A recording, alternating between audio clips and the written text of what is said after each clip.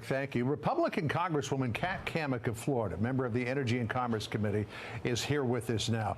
Is this China, Congresswoman Cammack, telling the U.S. to get out of our neighborhood? Well, it's good to see you. Happy Monday. And yes, this is China's attempt to normalize this type of behavior. When you turn to Twitter this morning, you see the Politburo pushing out all of this propaganda talking about United States as a dying empire and how they were letting us know that we were in their neighborhood. Phone ops, freedom of navigation operations, which was what we were doing in the Taiwan Strait, have been used for years. But what China is trying to do is normalize this behavior. We on the American side need to continue to have a robust military presence, continue to make sure that that freedom of navigation operations continue in the region, because one, there's economic implications, but also this type of behavior is for China to be continuing to put that out there so that they can say, well, we've been doing this. They're just pushing the envelope a little bit more each time to make it normal. It's not. We need to stand firm. We need to put a word out that this will not be tolerated. And as our United States Navy said, it was unsafe operations. We have to be vocal and we have to push back now. Yeah, when ships that are 500 feet long come that close to each other, I mean, that's almost a collision. Here's the way the Wall Street Journal editorial board saw it. Quote, China's clear military goal is to push the U.S. out of the Western Pacific, and it is getting bolder as its military power rapidly increases. Mr. Xi warned Chinese national security officials last week that they should prepare for the worst-case scenario and stormy seas. It almost looks like the Chinese are trying to provoke a confrontation here, Congresswoman. Absolutely. This is the straight out of the Russia playbook, trying to establish a pretext to justify any hostilities in the region. As I said, we're in there conducting freedom of navigation operations. There's no hostilities on our part. But what China wants to do is provoke a reaction to say that they were the victim, so that when they in turn engage, they feel justified, that they have the narrative on their side. It'll look no further than what they're doing around the world with their Belt Road Initiative. They go and they do these predatory lending schemes to say, we're coming in to do help, we're coming in to do humanitarian aid, when in reality, they're trying to trap countries into being beholden to the CCP.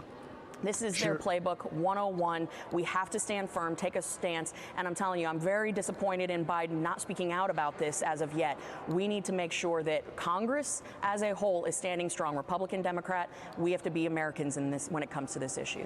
So standing strong is a big issue, particularly after President Biden fell on his face the other day at the Air Force Academy of all places. Here's the way Nikki Haley saw that this morning. It is very clear. None of us should have celebrated when he fell. That was a horrific thing to have to watch. But what bothers me the most, Steve, is China and Russia and Iran saw that. That's the part that bothers me the most, because when they see weakness like that, that's when they go and get more aggressive. So what message do you think that sends? I mean, obviously he tripped over a sandbag, but we have an 80-year-old president who's getting more stiff. He falls a number of times. One of these days, you never know, he could break a hip and not get back up. When President Xi takes a look at what's going on here in terms of our leadership, what's he thinking? Well, again, I agree with what Ambassador Haley said. She said that this type of behavior, this weakness, it invites aggression, and she's right. No one should be cheering when they see the president stumbling on stage. No one should. But the fact remains is that he has been shaking hands with invisible people. He has been taking cues from the Easter Bunny. This type of weakness invites aggression from adversaries. Russia and China are watching this extraordinarily closely. When you look abroad at the propaganda machines, they're in full effect, talking about how America is in decline. That invites opportunities for them to take action economically and militarily against the United States. I want to bring you over to this issue, if we could, Congresswoman. President Biden's reported pick for the new Centers for Disease Control director already is in hot water. Video resurfacing of Mandy Cohen laughing about how state officials collaborated on COVID restrictions while she served as North Carolina's health secretary. Listen to this. Probably the person I called most was the Secretary of Health and Human Services in Massachusetts. She was like, are you going to let them have professional football? And I was really like, nope. And she's like, okay, neither are we. It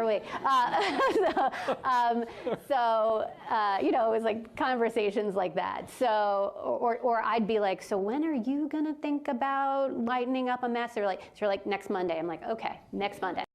An op-ed puts it plainly, Cohen embodies the worst of pandemic policy. How were you struck by that exchange, Congresswoman, laughing about the idea that, well, if you're going to do this, we're going to do the same thing as well?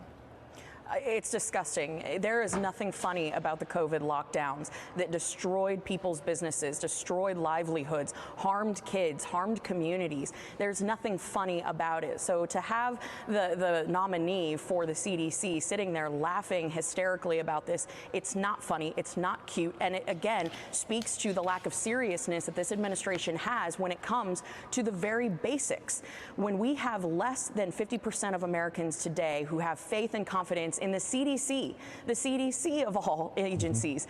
That speaks volumes that you have someone who has very little regard for the science or the data that showed that lockdowns were ineffective. It has very little regard for the fact that we as Americans, we saw how destructive they were in states like California and New York that promoted the lockdowns.